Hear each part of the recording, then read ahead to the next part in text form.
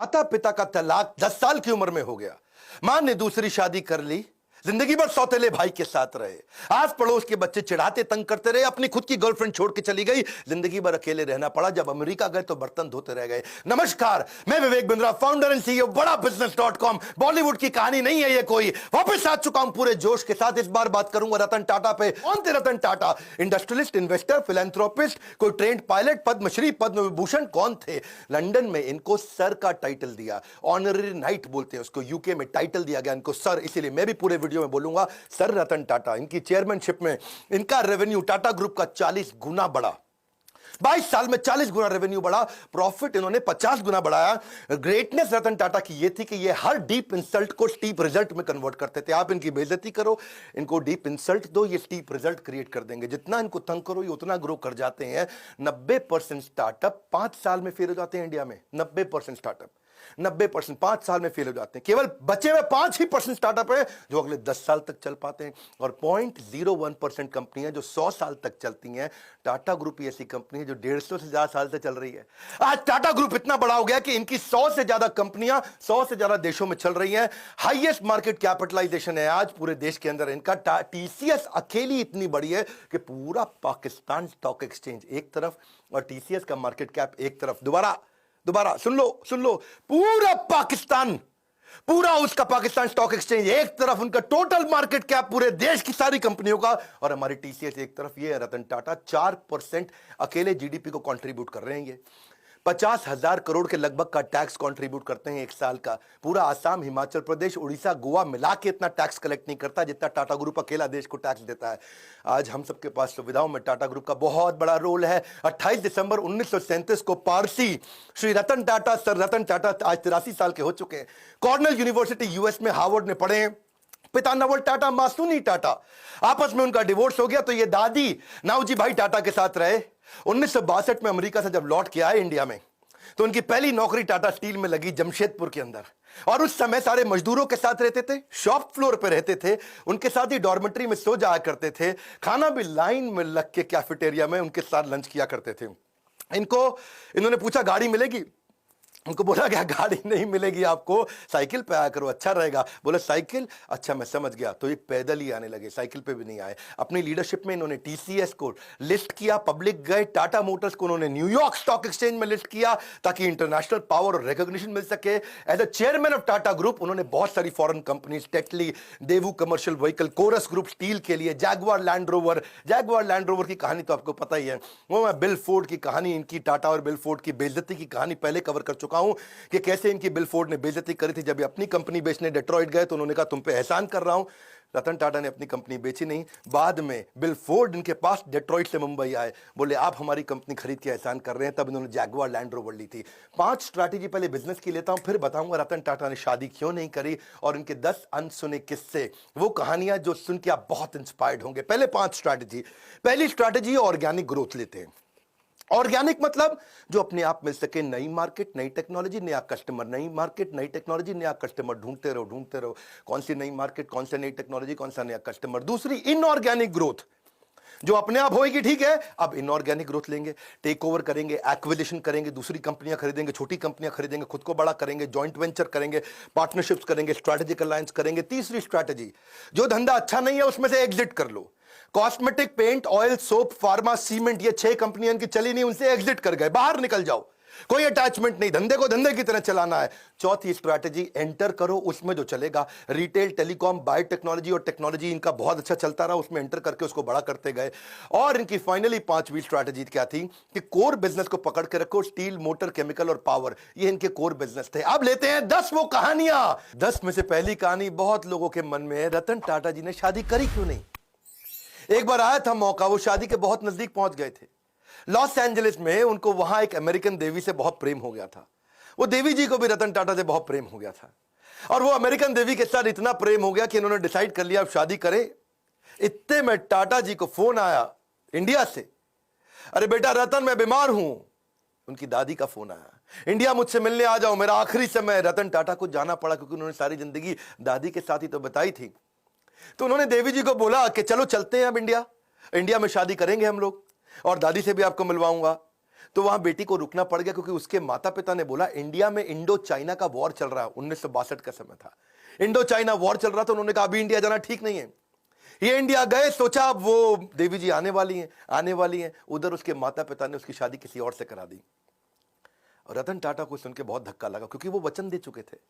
रतन टाटा ने अपने कई इंटरव्यूज में ये बात बोली कि जो मैं बोलता हूं उसे पूरा करता हूं, मेरे मुंह से ऐसे शब्द नहीं बोलता मैं। I tend to not say things loosely. I try to live up to whatever I've said, the commitments I've made. क्योंकि इन्होंने उस लड़की को वचन दिया था कि मैं शादी तुमसे करूंगा, अब उसने किसी और से कर ली, तो रतन टाटा ने जिंदगी भर दोबारा शादी नहीं करी, अकेले रहे, लोनर रहे। See it is not easy to be loyal to someone who is not loyal to you. वो लड़की इनको लॉयल नहीं थी रतन टाटा को, तो भी बावजूद उसके कि कोई अपनी लॉयल्टी ना दिखाए तब भी जिंदगी भर लॉयल रहे। आज तक उसकी याद में उन्होंने दोबारा शादी नहीं करी। लॉयल्टी जो है ना वो ग्रे नहीं होती है, या तो ब्लैक है या वाइट है, लॉयल्टी बीच में नहीं होती, या ब्लैक है या वाइट है। जिंदगी भर रतन टाटा ने शादी नहीं करी। लेकिन अब मैं आपको बात करता हूं दूसरी कहानी का किस्सा। एक बार ये नासिक की तरफ जा रहे थे मुंबई से, कई सीनियर ऑफिशियल्स थे, गाड़ी में जा रहे थे और रास्ते में इनकी गाड़ी का टायर पंचर हो गया। और टायर पंचर हो गया तो सब अपना गाड़ी से उतरे, अपना कैजुअल थे, वहां पे इधर उधर घूम रहे थे, कोई अपना चाय पी रहा था टपरी पे, कोई अपना सुट्टा मार रहा था, तो सब तरह कैजुअल हो गए, इधर उधर घूम रहे थे। और तभी देखा कहीं रतन टाटा नहीं दिख रहे, रतन टाटा नहीं दिख रहे। अरे भाई कहां गए रतन टाटा, कहां गए रतन टाटा, चाय पी रहे हैं, अरे कहीं कहीं वॉशरूम गए हैं। तो रतन टाटा अचानक लोगों ने देखा कि अपनी स्लीव ऊपर करके और अपने टाई को कंधे पे ऐसा पीछे टांग करके, उसके बाद जो है जैक और पाने को हाथ में पकड़ के दूसरे टायर का प्रेशर चेक कर रहे, उसके साथ पंचर लगवा रहे। तो लोगों ने आके पूछा भाई आप रतन टाटा हैं, आप काहे पंचर लगा रहे भैया, वो उसका काम है पंचर लगाने का। तो बोले देखो अगर इसको 15 मिनट लगते हैं पंचर लगाने में, मेरी मदद से 7.5 मिनट में कर लेगा, तो जहां मीटिंग में पहुंचना वहां 7.5 मिनट ज्यादा मिल जाएगा मुझको। अगर मैं टाइम लूज कर जाऊंगा, loss of time is loss of money. प्रश्न ये उठता है कि आपने कब अपने से नीचे के स्तर पे जाकर के जिंदगी में कोई काम किया है? आखिरी बार कब किया था आपने? कब आपने अपने स्तर से नीचे उतर करके दूसरों की मदद करी थी? रतन टाटा जिंदगी भर सिखाते रहे leadership is not position, it is action. ये पोजिशनल पावर नहीं, पर्सनल पावर है। मुंबई का 26/11 का ताज अटैक, और वो अटैक जिसमें वो जानते हैं, सारी दुनिया जानती है कि उन्होंने सबकी मदद करी। जो जो आदमी का वहां नुकसान हुआ, इनके जितने एम्प्लॉय थे पर्सनली उनके घर तक गए, ये तो आप जानते हैं। 50, 60, 70, 80 लाख रुपए तक उनको कॉम्पनसेशन दिया, डिपेंडिंग ऑन डिफरेंट सिचुएशन, उनको पैसा दिया। इतना ही नहीं, सबको जिंदगी भर के लिए एक मेडिकल काउंसलर भी दिया। किसी को साइकोलॉजिकल डिप्रेशन हुआ, कोई टेंशन हुआ, क्योंकि इतनी गोलियां बमबारी हुई थी वहां, जिंदगी भर के लिए उनको डॉक्टर भी दिया। जिसका देहांत हुआ उसको पहले 50, 60, 70, 80 लाख रुपए तो दिया, पर साथ में उसकी बची हुई जितनी नौकरी थी, उसकी पूरी जिंदगी की आखिरी जो सैलरी थी वही तनख्वाह उसको जिंदगी भर दी। उसके बाद उसके घर में, परिवार में बच्चों की एजुकेशन की, मैरिज की, मेडिकल की, सबकी रिस्पॉन्सिबिलिटी ली। ऐसे थे रतन टाटा, जिंदगी भर की रिस्पॉन्सिबिलिटी ली। और अगर तुमने कोई कर्जा लिया तो वो कर्जा भी माफ किया। इतना ही नहीं कि जो लड़का पहला महीना हुआ है आके, पहला दूसरा दिन हुआ है, ऐसा भी एक लड़का था। ऐसे भी कुछ लड़के थे जिनको बिल्कुल अभी होटल में ज्वाइन ही किया था, ट्रेन ही थे, उनको भी ऐसे ही पूरा कॉम्पनसेट किया। ये सब तो सब समझते हैं, पर जो बात जिसने मुझे हैरान कर दिया, जिसके कारण मैं भी अपनी कंपनी में स्टैंडर्ड को चेंज कर रहा हूं, वो ये है कि उन्होंने अपने होटल वालों की तो मदद करी, बाहर आसपास बाजार में जो पुलिस वालों को गोली लगी उनको भी उन्होंने कॉम्पनसेट किया। वहां पेडेस्ट्रियन जो राही चल रहे थे, वहां पे राहगीर थे, चाय वाला था, भेलपुड़ी वाला था, गुब्बारे वाला, पाव भाजी वाला, पान की दुकान, टपरी, जिनको टाटा ग्रुप से कोई मतलब नहीं, उनको भी इन्होंने मॉनिटरी भी, पैसे से भी मदद करी और साथ में टाटा ग्रुप में नौकरी भी दिलाई। और ये सब कुछ उन्होंने केवल 20 दिन में कर लिया। दूसरी तरफ एक लड़की थी देविका, सीएसटी स्टेशन पे, उसने अजमल कसाब को रिकॉग्नाइज किया था। छोटी लड़की थी, 10, 11, 12 साल की, और उसको उसके पिता और उसके भाई जेंट्स वॉशरूम गए थे, छोटी बच्ची को बाहर 2 मिनट छोड़ करके, और उसको सामने से आके गोली मारी। उसी ने अजमल कसाब को आकर के बाद में कोर्ट में पहचाना था। आज रतन टाटा ने तो 20 दिन के अंदर कॉम्पनसेशन कर दिया सब कुछ। 20 दिन में फटाफट कमेटी बना के सबको मुआवजा दिया, सबकी मदद करी, सबके साथ खड़े हो गए। और तब 2008 से 2020 हो गया, एक 20 दिन, एक 2020, 20 डेज, 2020। आज 2020 तक उस लड़की को कोई कॉम्पनसेशन नहीं मिला। इनफैक्ट मछुआरे थे कहीं, मैं अभी इकोनॉमिक टाइम्स में खबर पढ़ रहा था, वो मछुआरों को आज 12 साल के बाद कॉम्पनसेशन मिला। मतलब सरकार को जितना समय लगता है, टाटा को कभी समय नहीं लगता। करुणा के लिए कारण की जरूरत नहीं पड़ती। यदि आप दूसरों को प्रसन्न देखना चाहते हैं तो करुणा का भाव रखिए, और अगर खुद को को प्रसन्न देखना चाहते हैं तो भी वही करना है, तो भी करुणा का भाव रखना है। देखिए ये ऐसे व्यक्ति थे जो वैल्यू को वैल्यू किया करते थे, वैल्यूज को ही used to value the values. चौथी कहानी, हार्वर्ड के अंदर अब सब लोग सोचने लगे कि भाई हम क्राइसिस मैनेजमेंट सिखाते हैं, 26/11 में सबसे बड़ा क्राइसिस था, और तब वहां के प्रोफेसर ने सोचा कि भाई हम केस स्टडी सिखाते हैं क्राइसिस मैनेजमेंट की। तो उन्होंने अपने 2 प्रोफेसर्स को भेजा कि जाके इंडिया में पता लगाओ कि रतन टाटा की यह कंपनी टाटा ग्रुप में जो होटल था, होटल के कर्मचारी इतने कमिटेड कैसे थे, कैसे अपनी जिंदगी को दांव पर डाल के दूसरों को बचाने में लगे थे। आपको तो पता है ना, वहां एक जनरल मैनेजर भी था, करमबीर सिंह, 1 साल पुराना जनरल मैनेजर था, और उसने क्या देखा, मतलब उसकी वाइफ और उसके बच्चे उसी होटल में रुके हुए थे, और उसको पता चला, खबर मिली कि उसकी वाइफ की डेथ हो गई है वहीं पे, जो नीति थी उसकी वाइफ, और उसका बेटा उदय और समर, एक की उम्र 14 साल, एक की 5 साल, वो होटल के अंदर है जनरल मैनेजर करमबीर सिंह, और ऊपर फ्लोर के अंदर एक स्वीट कमरे के अंदर उनके बच्चे और उसकी बीवी की डेथ हो गई, लेकिन वो रुका नहीं, क्योंकि आग लग गई थी वहां कमरे में। वो रुका नहीं, वो सुनने के बावजूद वो दूसरे गेस्ट को बचाने में लगा रहा। इतना ही नहीं, उनके अलावा यंग ट्रेनी थे बहुत सारे, वो भी गेस्ट को बचाने में लगे रहे, वो भी खुद वहीं रुक रहे, उनको गेस्ट को भेजते रहे होटल के अंदर। टेलीफोन ऑपरेटर फोन करके बता रहा है कि अब निकलो, अब रुको, अब निकलो, अब रुको। रिसेप्शनिस्ट जो स्टाफ थी वहां पे, वो भी ह्यूमन शील्ड बना बना करके गेस्ट को निकालने में लगे हैं। सब लोग हैरान थे।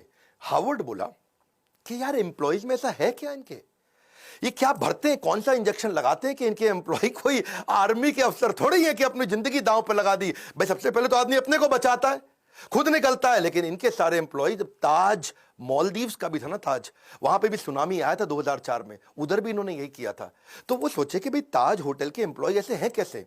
तो देश पांडे और रैना, ये 2 आदमी हार्वर्ड से आए रिसर्च करने इंडिया में।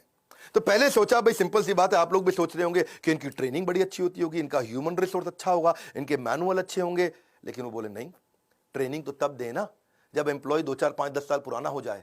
यहां तो एम्प्लॉय नया था, जिसको आए 15 दिन हुए वो भी जान दे रहा है अपनी।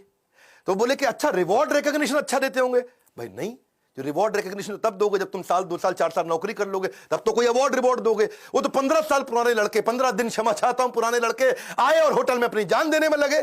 तो ये कह रहे हैं कि क्या चक्कर है, टाटा ग्रुप के होटल में कोई आदमी आता है तो अपनी जान देने को तैयार हो जाता है, पर ग्रुप के लिए, टाटा के लिए काम करता है, क्या चक्कर है। तो उन्होंने कहा भाई रिज्यूमे अच्छा था, इनका एक्सपीरियंस अच्छा था, पता चला वो भी नहीं। फाइनली रतन टाटा से जब इनका इंटरव्यू हुआ, उन्होंने कहा यार क्या क्या चक्कर क्या है, आपके होटल का आदमी अपनी जिंदगी दांव पर लगा देता है। तो रतन टाटा ने बोला ये बाद की बात नहीं है, ये हायरिंग से पहले की बात है। हम उसका कैरेक्टर, उसकी इंटेग्रिटी को देख लेते हैं इंटरव्यू के दौरान। Interview is the key. Interview के दौरान ही हम अपनी कंपनी में ऐसे लोगों को लेते हैं जो ईमानदार है, काम करना तो हम सिखा देंगे, हमें ईमानदार लोग चाहिए। ये है टाटा ग्रुप, खुद इतने ईमानदार, उनकी ईमानदारी पर तवे पे बैठ करके इंसान आज भी कसम खा सकता है कि भाई टाटा नहीं कर सकते बेईमानी। और ऐसे ही एम्प्लॉय भी लेते हैं, कहते हैं ईमानदार ले लो। और जब ईमानदार लोग लिए तो उन्होंने अपनी जान दी होटल में लोगों को बचाने के लिए। इनका रूल क्या है, नेशन बिफोर द बिजनेस। मैं 5वीं कहानी सुनाता हूं। अभी ताज अटैक की मैंने 2 कहानी सुनाई आपको, अब ताज ही की तीसरी कहानी लेते हैं कि ताज होटल को ठीक करने के लिए रतन टाटा ने टेंडर निकाला। भाई होटल में आग लग चुकी है, होटल में गोलियां चली हैं, होटल पूरा तहस नहस हो चुका है। तो उन्होंने दुनिया भर में टेंडर निकाला कि कौन हमारे होटल को आके ठीक करेगा, रिपेयर करेगा। समझ रहे हो मेरी बात को। तो रिपेयर करने के लिए दुनिया भर में टेंडर, पाकिस्तान से 2 कंपनी ने भी टेंडर अप्लाई कर दिया कि हम आपका होटल आके ठीक करते हैं। अच्छा, उनको रतन टाटा ने ध्यान नहीं दिया, भाई पाकिस्तानी है, मैं यही कराऊंगा इनसे। कसाब साहब वहीं से आए थे। तो ये को 2 आदमी, 2 बड़े बिजनेसमैन बिना अपॉइंटमेंट लिए पहुंच गए मुंबई रतन टाटा से मिलने के लिए कि भैया हमको दे दो, हम करेंगे टेंडर पास। रतन टाटा ने उनको अपॉइंटमेंट नहीं दिया, कमरे के अंदर से सेक्रेटरी को बोल दिया बोल तो बिजी हैं। वो बाहर बैठे वेट करते रहे, पूरा सुबह से शाम हो गया। रतन टाटा ने फिर मैसेज भेज दिया उनको, बोलो चले जाओ, तुम अपॉइंटमेंट लेके नहीं आए, मैं बिजी हूं। ये दोनों पाकिस्तान के बड़े बिजनेसमैन दिल्ली पहुंच गए एक बड़े कांग्रेस के नेता के पास। उस समय कांग्रेस का वो कैबिनेट में मिनिस्टर था, और उनके पास जाकर के बोलते हैं कि आप मेरी रतन टाटा से अपॉइंटमेंट फिक्स करा दो, हम उनका होटल ठीक कर देंगे, भैया हमारा तो काम ही यही है। तो कांग्रेस के मिनिस्टर ने रतन टाटा को फोन किया, हेलो मैं मंत्री बोल रहा हूं, मैं नाम नहीं लूंगा उनका। रतन टाटा बोले बताइए। बोले ये 2 आदमी आए हैं बिजनेसमैन पाकिस्तान से, ये आपका होटल ठीक कर सकते हैं, इनको टेंडर दे दो, आप इनको मीटिंग तो दे दो, कम से कम इतना तो करो। तो रतन टाटा ने उनको क्या जवाब दिया, आप हैरान हो जाएंगे। बोले तुम बेशर्म हो सकते हो, मैं बेशर्म नहीं हूं, पाकिस्तानियों को धंधा नहीं दूंगा। खटाक फोन रख दिया। ऐसे हैं हमारे श्री रतन टाटा। इसी के साथ दूसरी कहानी, और 26/11 के अटैक के बाद पाकिस्तान की सरकार ने उनसे कुछ सैकड़ों हजारों टाटा सूमो को ऑर्डर दिया था। टाटा सूमो, उन्होंने कहा मैं पाकिस्तान को नहीं दूंगा, नुकसान बर्दाश्त है लेकिन देश से गद्दारी बर्दाश्त नहीं है। क्विकली छठी छोटी सी कहानी, एक बार एक कॉलेज के चेयरमैन ने उनको इन्वाइट किया कि बड़े फंक्शन में 25वीं एनिवर्सरी थी, सेलिब्रेशन थी। अब रतन टाटा आए हुए हैं, रतन टाटा है भैया, टाटा ग्रुप कंग्लोमरेट। बच्चों में भीड़ भाड़ हो गई, और मैं देखूंगा आगे आऊंगा, मैं देखूंगा आगे आऊंगा। 2-4 बच्चों ने इधर धक्के मार दिए आगे निकलने के चक्कर में। रतन टाटा ने देखा बेचारी एक लड़की नीचे गिर गई। उन्होंने कहा कि आप फंक्शन खत्म होने दो, मैं आपसे मिलूंगा। फंक्शन थोड़ा लंबा हो गया। रतन टाटा जी की फ्लाइट थी और उन्होंने अपनी फ्लाइट मिस कर दी। प्रिंसिपल ने बोला फ्लाइट क्यों मिस कर रहे हैं साहब, बच्चे हैं, क्या हो गया? बोले नहीं, मैंने वचन दिया है, मैं इनसे मिलूंगा। प्राण जाए पर वचन ना जाए। ये कहानियां आपने पहले बॉलीवुड में बहुत सुनी होंगी, लेकिन असलियत में रतन टाटा कहते हैं जो मैं मुंह से निकाल देता हूं मैं करता हूं पूरा। चलो आगे बढ़ते हैं। 7वीं कहानी, रतन टाटा एक पीपल्स पर्सन थे। आपको पता है जब जापानी कंपनी इंडिया में आती है और ऑटोमोबाइल कंपनी लगाती है तो बहुत स्ट्राइक होती है। सुजुकी, मारुति, उनके यहां भी बहुत स्ट्राइक हुई। होंडा के यहां हुई, या कोई भी जापानीज कंपनी होती है, क्योंकि मैनेजमेंट और लेबर यूनियन का आपस में झगड़ा चलता है। लेकिन एक दफा टाटा मोटर्स में भी हुआ, मैनेजमेंट और लेबर का झगड़ा हो गया। वहां पे लेबर ने उनको बोला, उनकी यूनियन ने बोला कि भाई हमको ना यहां पे एक बोनस चाहिए, आप बोनस नहीं दे रहे हैं। वो इतना वायलेंट हो गया कि मजदूरों को भी चोट आई और मैनेजर्स को भी चोट आई। कुछ झगड़ा बहुत बढ़ गया और लेबर यूनियन कह रही है बोनस तो चाहिए ही चाहिए। मैनेजमेंट तैयार नहीं थी बोनस देने के लिए। आप समझना, क्योंकि मैंने तो ऑटोमोबाइल कंपनी में बहुत काम किया है। मारुति ने मुझको हर साल बेस्ट ट्रेनर इन इंडिया का अवार्ड दिया है, तो मैं तो इनको जानता हूं। इनको बोलते हैं basically long term settlement. Long term settlement होता है 4 साल का, जिसमें तय किया जाता है कितना बोनस दिया जाएगा। और मैनेजमेंट तय कर चुका था, पर रतन टाटा आए। उन्होंने आके कहा कि मैं लेबर से सबसे मिलता हूं, और यूनियन से मिले। वहां उनके बीच में जाकर के जमीन पे बैठ गए और उनके साथ बैठ करके बोले कि आप ठीक कह रहे हैं, बोनस तो मिलना चाहिए, आपने खून पसीना बहाया है। जाके मैनेजमेंट को समझाने लगे रतन टाटा कि भाई इनको बोनस दो। अब मैनेजमेंट बोली सर हम ऑटोनोमस बॉडी है, हम डिसाइड करेंगे, हमारे हिसाब से बोनस नहीं देना चाहिए। रतन टाटा अड़ गए, बोनस दो, आपको देना चाहिए। मैनेजमेंट बोली आप जबरदस्ती करेंगे तो हम दे देंगे, लेकिन इनको देना बनता नहीं है। रतन टाटा बोले देखो मेरी रिक्वेस्ट है, इनको बोनस दो। अब वहां सारे मजदूर देख रहे हैं, पहली बार भी रतन टाटा खुद आए, आके मैनेजमेंट से लड़ रहे हैं। ऐसा साइकोलॉजिकल टर्न अराउंड हुआ कि उसके बाद खुद ही सारे की सारी लेबर यूनियन ने आकर के बोल दिया कि अब हमको बोनस नहीं चाहिए, रतन टाटा आकर के हमसे लड़े, इतना ही काफी है। 8वीं क्विकली कहानी, रिवॉर्ड द फेलियर। इन्होंने अपने टाटा नैनो के फेलियर से एक चीज सीखी कि क्या, कि try frugally and fail fast. वो उन्होंने कल्चर ही बना दिया। तब रतन टाटा ने आकर सबको सिखाया कि भाई ऐसा करते हैं, हम फेलियर को रिवॉर्ड करते हैं, छोटे छोटे फेलियर होने दो। उन्होंने एक एनुअल कॉन्टेस्ट ही लॉन्च कर दिया टाटा ग्रुप में। कहता चलो एक कॉन्टेस्ट लॉन्च कर देते हैं, मैं जो सबसे बढ़िया फेल्ड आइडिया होगा उसको रिवॉर्ड दूंगा, ताकि लोग मेहनत तो करें, और जितना बढ़िया फेल्ड आइडिया होगा मैं उसको, तो ताकि छोटे छोटा मेहनत करो, छोटी छोटी फ्रूगल, बहुत बड़े फेलियर मत करो, छोटे फेलियर जल्दी जल्दी करो, जल्दी जल्दी सीखो, it will spark your innovation. तो रतन टाटा का मैसेज था कि failure is a gold mine for the company. अब उन्होंने कई सारे फेलियर फिर देखे कि आने लगे, वो बहुत वैल्यूएबल थे। इन्होंने एक वहां पे स्टूडेंट्स ने छोटा आइडिया फेल किया, लेकिन बहुत अच्छा था कि छोटा ट्रक क्या 3 व्हीलर को रिप्लेस कर सकता है। ये इस पे भी टाटा ग्रुप ने ट्राई किया। ऐसा नहीं है कि टाटा की 100 से ज्यादा कंपनियां ऐसे ही बन गई, कई आइडियाज पे छोटे छोटे फेल करते हैं, लेकिन कम खर्चे में फेल करके सीख जाते हैं। एक इन्होंने चीप वाटर फिल्टर भी बनाया, उसका नाम रखा था द स्वच्छ। उसमें राइस हस्क होता है ना, चावल का भूसा, उसी से बनाने का प्रयास किया। एक प्रोटोटाइप भी बनाया $500 के अंदर। कितना? $500 में, यानी कि लगभग 30-40 हजार रुपए के अंदर क्या एक मकान को खरीदा जा सकता है दुकान से। किसी दुकान पे जाओ, मकान खरीद के ले आओ। क्या? हाँ, 40,000 रुपए का मकान खरीदो तो डिसमेंटल करके मकान को जाकर के वापस फिट कर दें, ऐसा छोटा सा मकान बना सकें, उस पर भी इन्होंने काम किया। $20 के अंदर कमर्शियल ट्रैवलर्स को क्या रास्ते के अंदर अकोमोडेशन दिया जा सकता है, जो ड्राइवर वगैरह बेचारे कमर्शियल ट्रैवलर होते हैं। From error to error one discovers the entire truth. यही था रतन टाटा का फिलॉसफी के छोटे छोटे छोटे फेलियर करो, सीखो, तभी कंपनी आगे बढ़ेगी और इनोवेशन आएगा। 9वीं कहानी, फिलैंथ्रोपी। ये तो उनका नाम ही है, फिलैंथ्रोपी मतलब दान देना, सेवा करना है जी। रतन सेवक टाटा, शायद इनका नाम ऐसा ही होना चाहिए था, रतन फिलैंथ्रोपिस्ट टाटा। ऐसे फिलैंथ्रोपिस्ट जो आज भी 66% के आसपास अपनी कंपनी के प्रॉफिट्स को चैरिटेबल ट्रस्ट में देके दान दे देते हैं।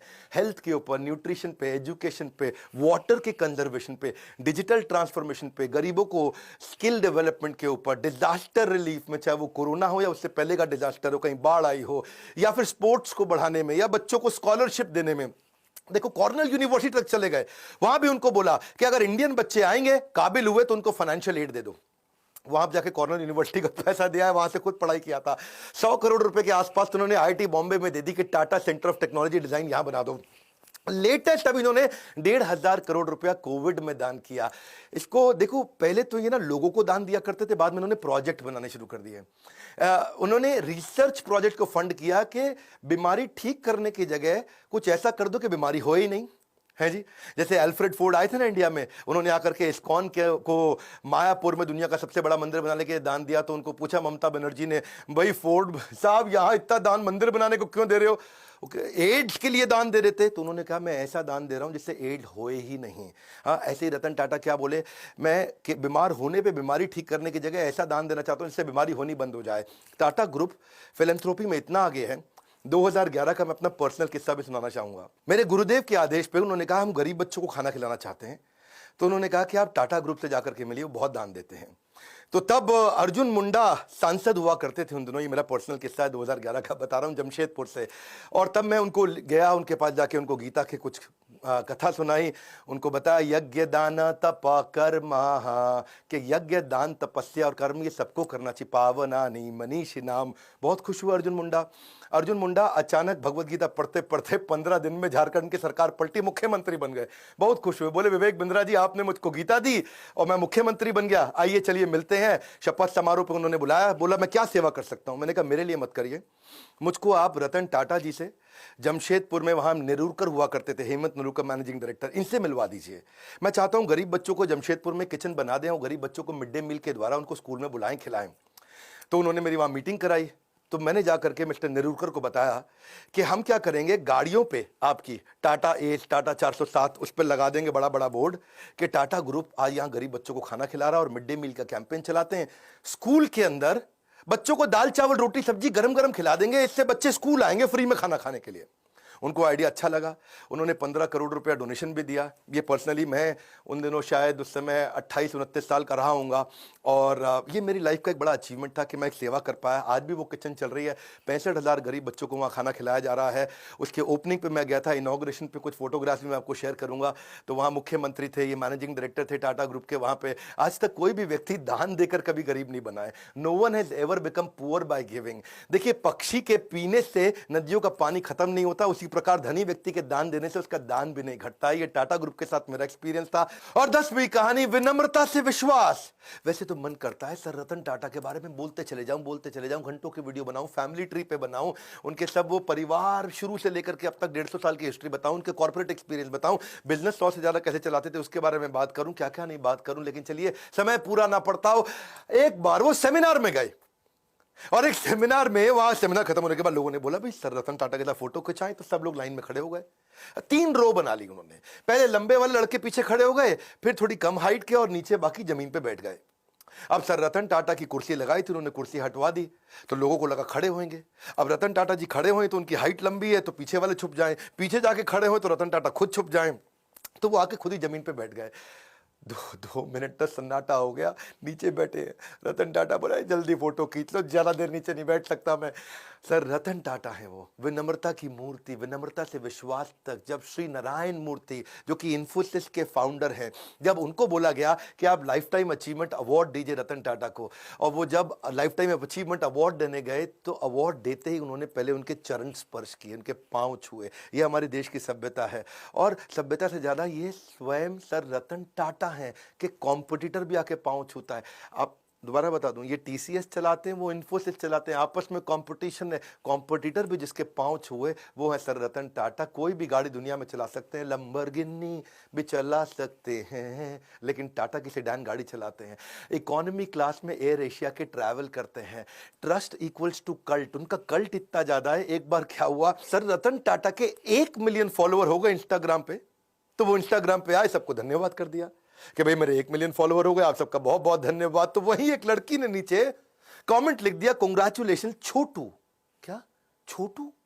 अब लोग बुरा मान गए, छोटू कह रही है, ये देख तो ले कौन रतन टाटा है वो। छोटू बोले, उसने सोचा 1 मिलियन मतलब छोटू जैसा ही है, और लोगों ने इतना हेट स्पीच लिखा, इतना बुरा किया, ये देख तो ले, देख रतन टाटा है वो, देख देख। और वो बेचारे फिर रतन टाटा आ गए बीच में, और उन्होंने आकर के लिख दिया नीचे, उन्होंने लड़की को पहले बुरा भला तो बोला नहीं, लेकिन उल्टा आकर के लिख दिया लड़की से कि मैं आपसे माफी मांगता हूं, आपके बारे में लोग इतना बुरा भला बोल रहे हैं, और लोगों को बोला please treat this young lady with respect. लोगों ने बोला ओए देख ले, और देख ले, ये रतन टाटा, और गुस्सा खा गए लोग। भाई रतन टाटा के मामले में लोग बिल्कुल नहीं सुनते हैं। और फिर बेचारी लड़की ने भी आकर के अपने कमेंट को डिलीट किया। ऐसे है सर, रतन टाटा ट्रस्ट का दूसरा नाम है। हजारों लाखों बातें रतन टाटा जी के बारे में गूगल पे लिखी हुई हैं, अगर उनमें से आधी भी सच हो तो दुनिया में सबसे ज्यादा ईमानदार आदमी की उपाधि उनको मिलनी चाहिए। वैसे रतन टाटा जी ने जो इंपैक्ट क्रिएट किया है वो तो शायद कोई भी ना कर सके, मैं तो कभी उसके तिनके का भी प्रयास ना कर सकूं, लेकिन बिजनेस में आपको सफल बनाने की जिम्मेदारी हमने जरूर ले ली है, ये तो पक्का कर लिया है, कुछ भी नहीं छोड़ा है, कुछ भी नहीं। इतना बढ़िया बढ़िया दुनिया के हर प्रॉब्लम का बिजनेस कंटेंट हमने हिंदी में बना दिया है, कुछ नहीं छोड़ा है। आज हमसे ज्यादा बिजनेस ट्रेनिंग प्रोग्राम कोई भी किसी का भी कंटेंट कंज्यूम नहीं करता, केवल बड़ा बिजनेस प्लेटफॉर्म ऐसा है, अगर हिंदी में किसी को बिजनेस सीखना है कुछ नहीं छोड़ा है, सब सिखा दिया। आइए वर्ल्ड का मोस्ट पावरफुल कंटेंट कंज्यूम करिए। अगर आप बनना चाहते हो एक सफल व्यापारी तो call now to join EAE, यानी कि एवरीथिंग अबाउट एंटरप्रेन्योरशिप, एवरीथिंग।